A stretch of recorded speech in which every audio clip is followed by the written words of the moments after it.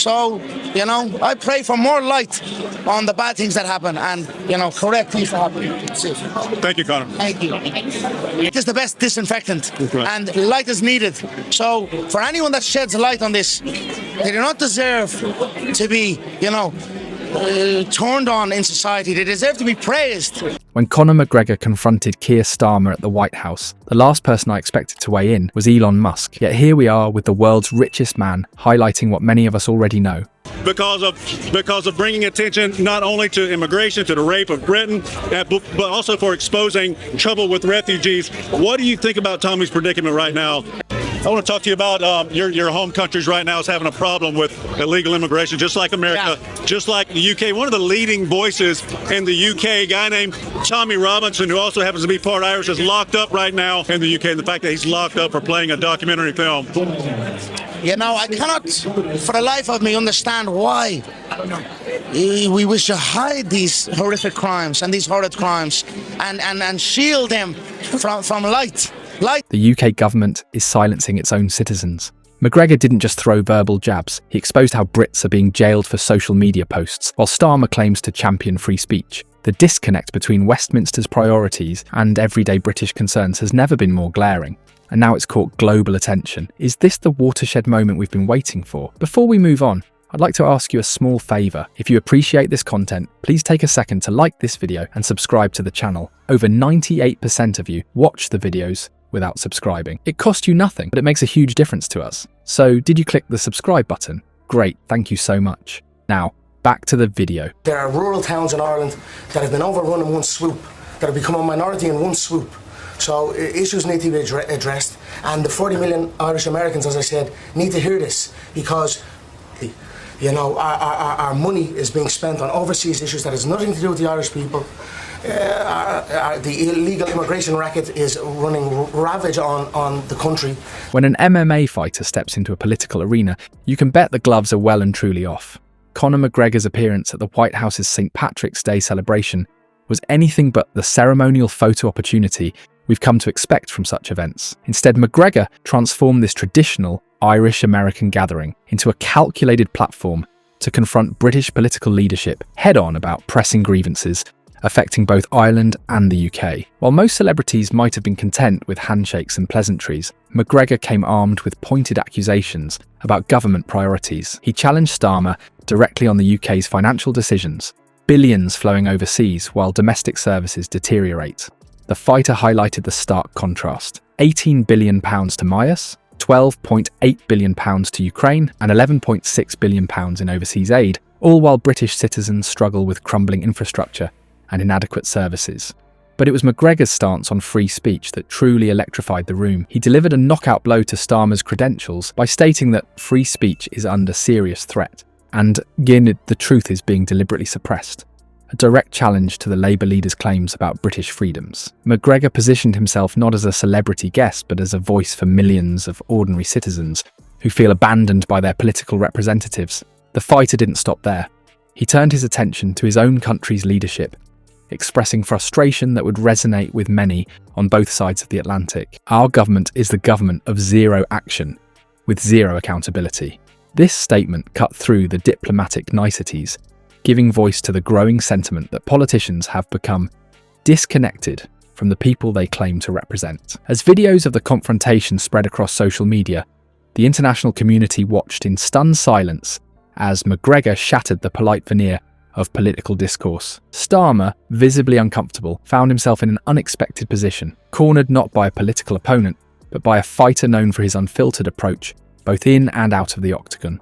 What began as a heated exchange at the White House has now exploded into a global conversation, all because the world's richest man decided to weigh in. Elon Musk's entrance into this political skirmish transformed it from a celebrity outburst into a legitimate debate about government overreach and censorship that's impossible to ignore. Musk's history of championing free speech isn't just talk, it's backed by his acquisition of Twitter, now X, and his consistent public stance against censorship. When he trained his attention on the McGregor-Starmer confrontation, he didn't just add another voice to the chorus, he brought a megaphone heard by over 100 million followers. The tech billionaire didn't mince words about what he sees happening in Britain. There's crazy stuff happening in the UK where people are getting like 2 3-year prison sentences for Facebook posts, Musk stated bluntly. This wasn't some vague accusation, it was a direct validation of McGregor's claims about Britain's approach to policing speech online. What makes Musk's intervention so powerful isn't just his wealth or social media reach, it's how his comments resonate with ordinary Britons who feel their traditional rights to free expression are being systematically dismantled. His willingness to publicly challenge the UK's approach to speech has given legitimacy to concerns many citizens have felt unable to voice without risking their own freedom. For years, Musk has positioned himself as a defender of free expression against what he views as creeping authoritarianism in Western democracies. The UK, with its increasingly restrictive approach to online speech, has become a prime example in his warnings about government overreach. By amplifying McGregor's confrontation, Musk forced the mainstream outlets to cover issues they've typically sidestepped, namely the prosecution of citizens for social media posts. The implications of this unusual alliance between a fighter and a tech titan extend far beyond a single White House incident. They've created a spotlight on British speech restrictions that's now impossible for political leaders to ignore or dismiss as mere fringe concerns. Behind the spotlight on British speech restrictions stands a figure you might not expect, an Irish MMA fighter with no political office. The fact that Conor McGregor has become such a prominent voice on UK political issues reveals a vacuum in authentic representation that transcends national boundaries. While politicians on both sides of the Irish Sea maintain carefully scripted positions, McGregor has stepped into the void with the same unfiltered approach that made him a star in the octagon. What's particularly revealing is how McGregor connects the struggles facing both Ireland and Britain.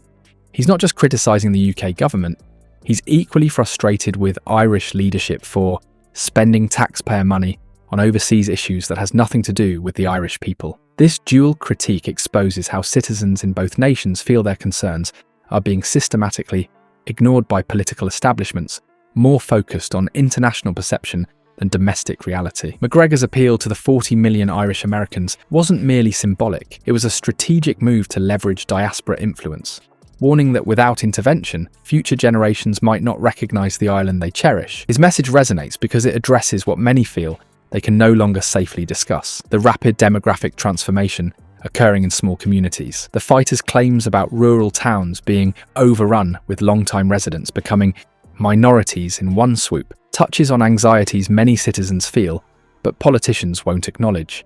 This isn't just about immigration policies, it's about the perceived erasure of cultural identity happening at a pace that leaves communities feeling voiceless and overlooked.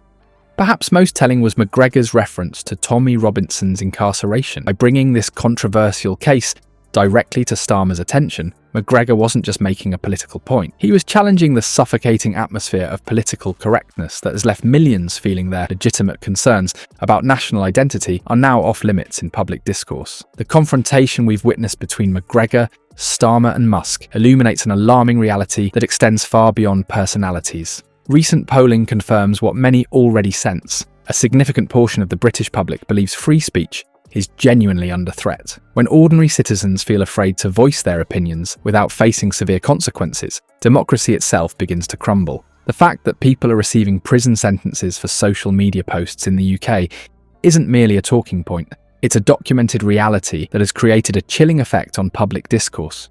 When figures like McGregor must be the ones to highlight these concerns on an international stage, it reveals a fundamental breakdown in representative democracy. This unlikely alliance between a fighter and a tech billionaire has exposed the growing gap between government rhetoric about freedom and the lived experience of citizens. The question now isn't just about who's right in this particular confrontation, but whether our democratic institutions still serve the purpose for which they were created, protecting the essential liberties upon which all others depend.